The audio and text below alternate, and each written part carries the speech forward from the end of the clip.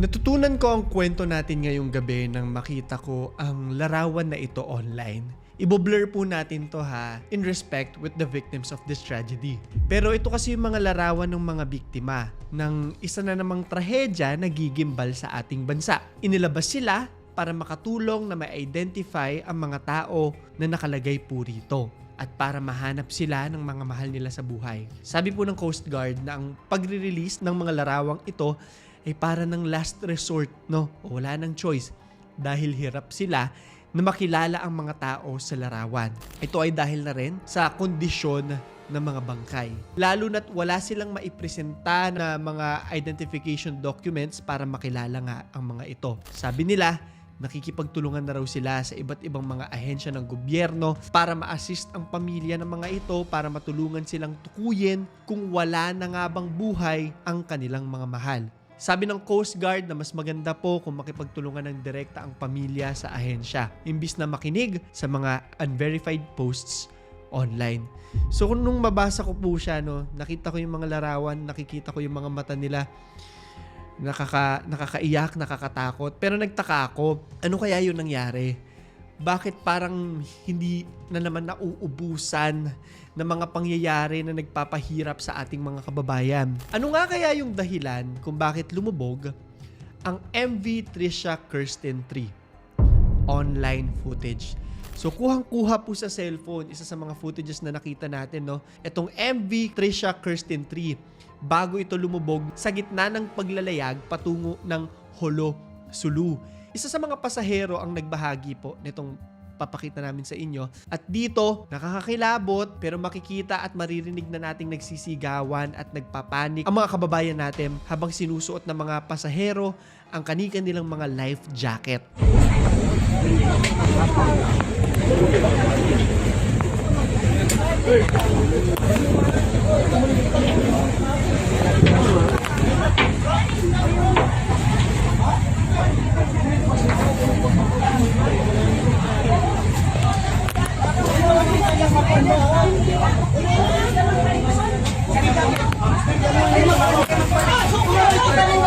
And just for context lang din po, no, bago natin i-discuss ng buo, susuriin po natin lahat yan. At this point, naglabas na rin po ng opisyal na pahayag yung Allison Shipping Lines, yung may-ari ng ferry, tungkol sa insidente kung saan nagpapadala na rin po sila niyan ng barko doon sa lugar sa oras na makatanggap sila nung distress call. Nag-activate naman daw agad ng quick response measures. Mamaya iisa-isahin natin tong mga yung timeline nito. Dasal at dalamhati ang gustong ipaabot ng management sa mga pasahero at pamilya kasabay ang pasasalamat sa Basilan LGU sa tulong na ibinigay nito.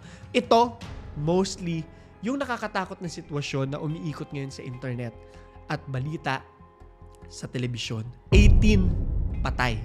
Ito po yung tala ng casualty sa paglubog ng Trisha Kirsten 3. 18 yung patay, 24 ang nawawala, at 317 ang ligtas matapos itong paglubog na ito. Ayon po yan mismo sa Philippine Coast Guard. At dahil sa trahedyang ito, maraming mga bagay po yung masisilip. Nakikita ko, binabasa ko po sa isang article mula sa Inquirer at sabi nila, dito sa mga namatay, meron daw, Diyos ko, isang 6-month-old na baby pa. Kung saan lalo nating makikita sa mata yung trahedya. Lalo tayong mag-empathize. MV Trisha Kirsten 3. Okay, so kikilalanin muna natin siya, no? Ito po ay isang roll-on, roll-off passenger ferry. Tinignan ko po kung ano ibig sabihin ng roll-on, roll-off eh.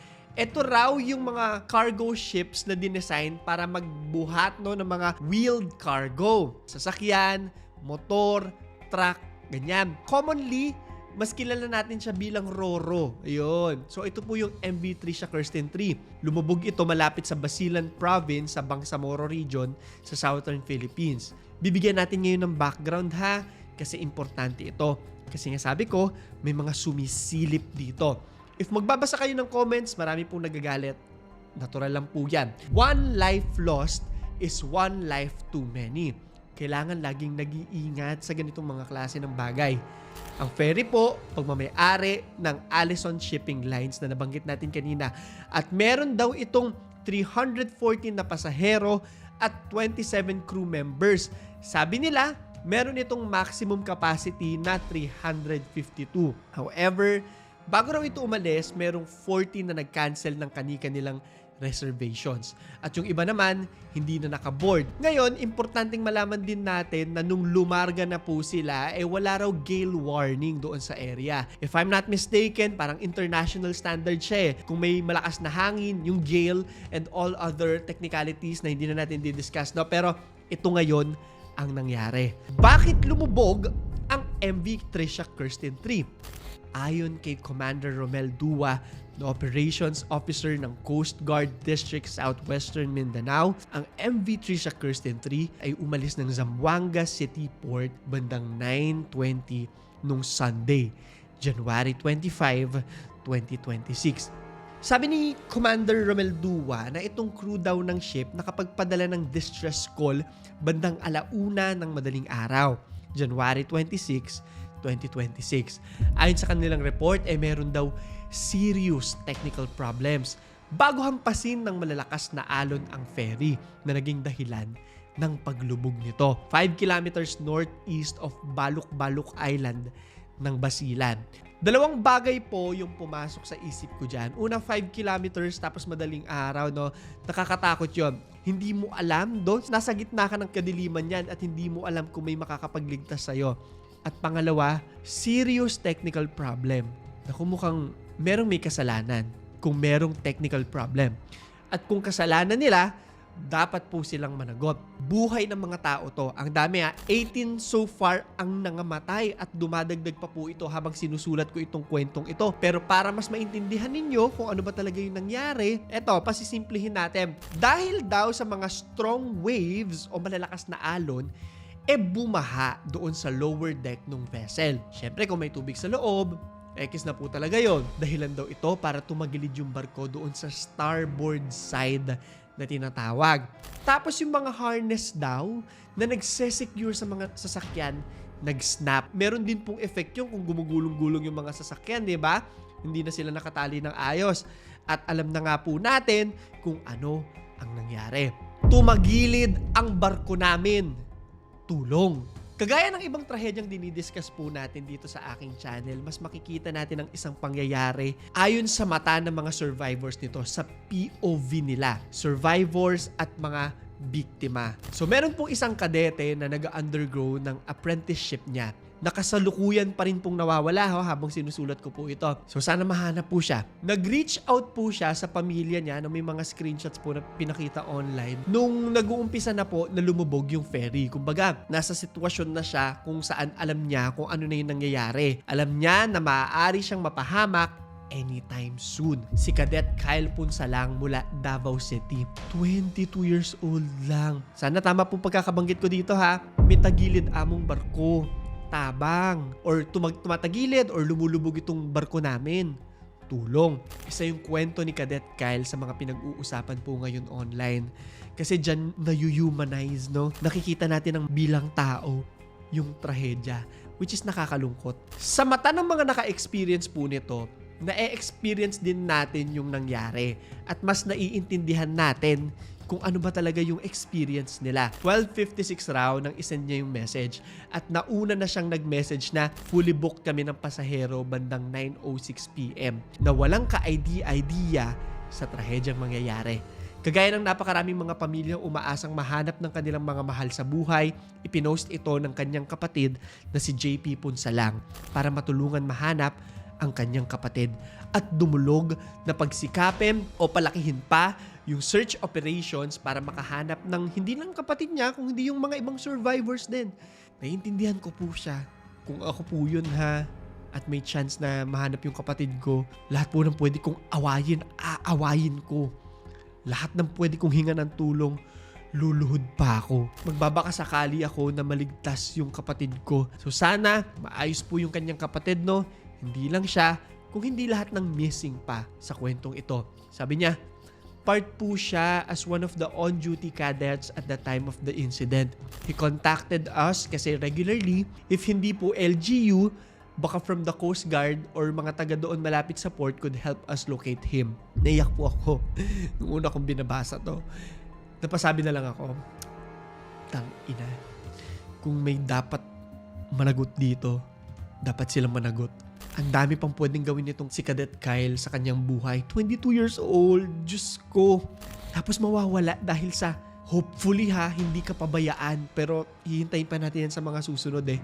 Pangalawang kwento po, no? Pangalawang POV natin, mula sa isang survivor na si Aquino Sahili or sa Gili. Sana tama pong pagkakabanggit ko, no? Sabi niya, tumawag raw siya ng lawyer as soon as tumayo siya doon sa railing ng MV Trisha Kirsten 3. Sabi niya, ine-expect niya raw itong lumubog at pinapa-alerto ang Philippine Coast Guard. 10 minutes later, sabi niya, may narinig po akong biglang nag-snap. Ito na siguro yung mga sasakyan na natanggalan ng harness. Nagpanik yung mga tao. Yung mga bata raw, yung mga kababaihan, nag-iiyakan na. Maririnig mo na yan eh.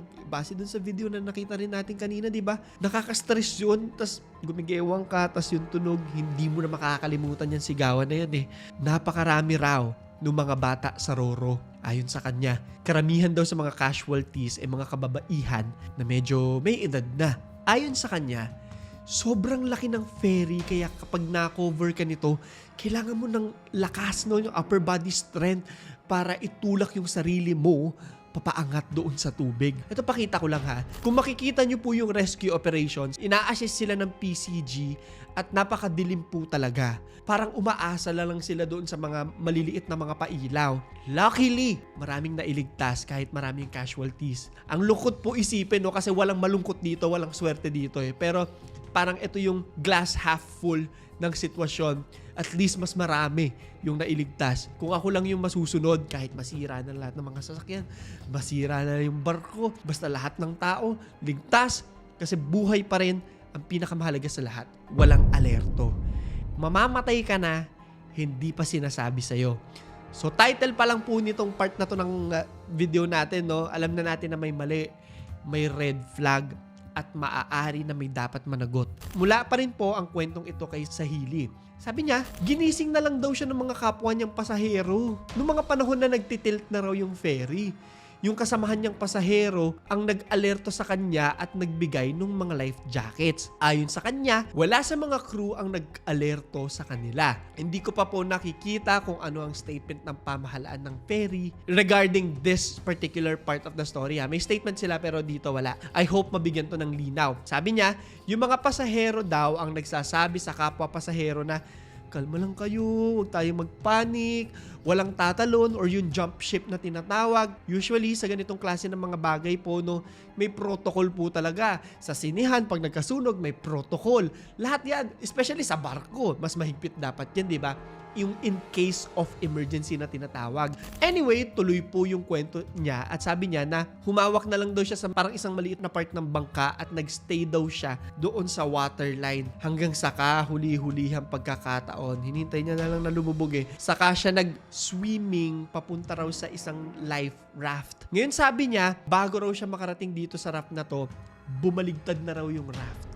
Alam niyo kung bakit? Kasi yung mga tao, kanya-kanya na silang ganun eh. Lahat desperado na makaangat sa tubig. Alam naman po natin, no, yung nangyari doon sa Titanic, di ba? Namatay sila dahil nakasawsaw sila sa tubig. Medyo naging magulo na yung sitwasyon. Panic na lahat eh. In the end, sabi niya, humawak na lang daw silang lahat sa nakabaligtad na raft at lumutang na lang. At ayon sa kanya, 3 oras daw silang naghihintay habang lumulutang. Isang eksena na malapang horror film at paniguradong habang buhay niyang ikakatraumatize at ng mga nakasama niya doon. Ngayon yung unang rescue vessel daw dumating na nga nung 3:30 a.m. Siyempre madaling pa rin kung makikita natin sa mga pictures, di ba? Marami raw yung naghihintay pa ng mas matagal. Marami raw sa mga grupo ng survivors ang naghintay ng kani-kanila pang mga turn para ma-pick up ng mga fishing vessels. Pati mga barko na padala ng owner ng ferry, which is nabanggit ko sa inyo kanina, ang Allison Shipping Lines. Sabi ni Sahili na habang naghihintayan daw sila, sila lang din daw yung nagko-console sa isa't isa. Simula sa taas hanggang sa paglubog, sila lang. Ang tagal daw ng kanilang waiting time at itong response time ng Coast Guard ayon sa kanya, unacceptable. Sa Tagalog, hindi katanggap-tanggap. Sabi niya, ang lapit-lapit lang daw nila sa Basilan. 5 kilometers, diba? Bakit napakatagal daw ng response? Sabi niya rin, ayon sa mga nakausap niyang iba pang mga pasahero daw, naniniwala siya na magkakaroon ng lawsuit o madedemanda ang owner ng ferry. Which is sa tingin ko naman, no, safe na sabihin nating lahat na meron talagang mananagot sa pangyayaring ito. Probe. Sabi ng mga otoridad na nagsasagawa na sila ng isang investigasyon tungkol sa cause ng paglubog. May mga teams na raw sila na naggagather ng mga statements ayon sa mga survivors at sa mga crew members kagaya na lang ng naikwento natin kanina. Habang nire-review rin nila yung mga records nitong vessel, masisilip nila kung anong naging mali po dito at kung meron bang nagkamali. Diba?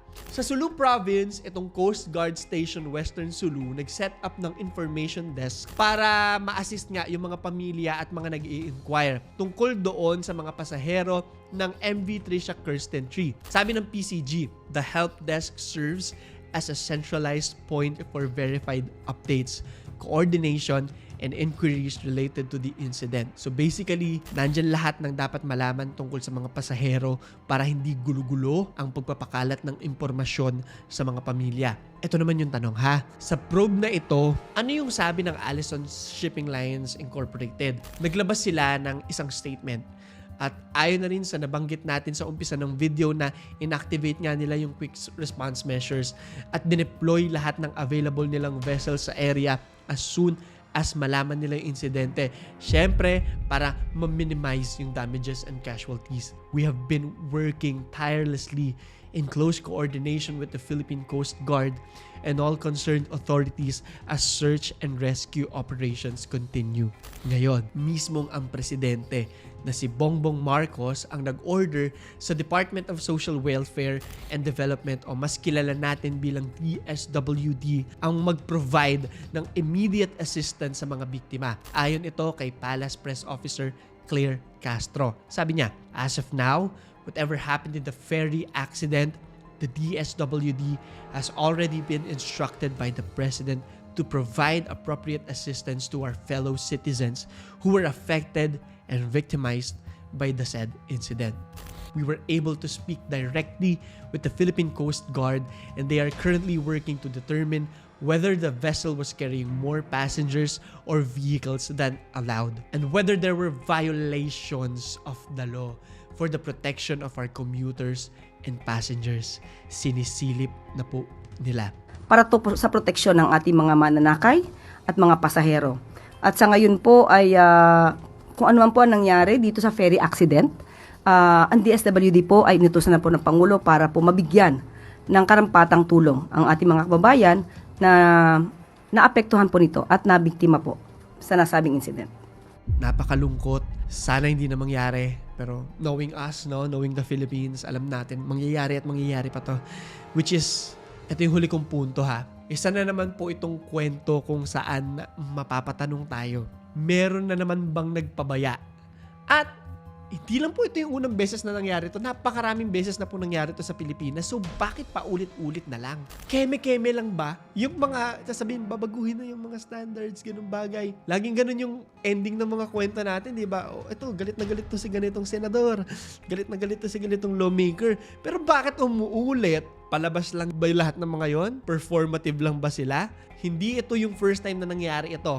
So, para sa ating question of the day, ang tanong ko, wala ba talagang natututo sa mga trahedyang nangyayari sa bansa? At wala ba talagang pakialam ang mga makapangyarihan sa buhay ng mga normal na mamamayang katulad natin? At lalong-lalo na sa mga biktima ng paglubog ng MV Trisha Kirsten 3. Pag-isipan nyo mabuti at i-comment sa ilalim. So yun lamang po. Ito si Clara III at ito ang aking kwento. Yung una po, parang nagtawag niyan, parang galaw-galaw. Tapos mga ilang yung mga tao, nagpapanik na sila. Tapos yun na, yung pag ganyan sir, doon na nahulog na yung mga iba. Tapos ako naiwan ako sa papa ko, pati mama ko, pati sa ate ko.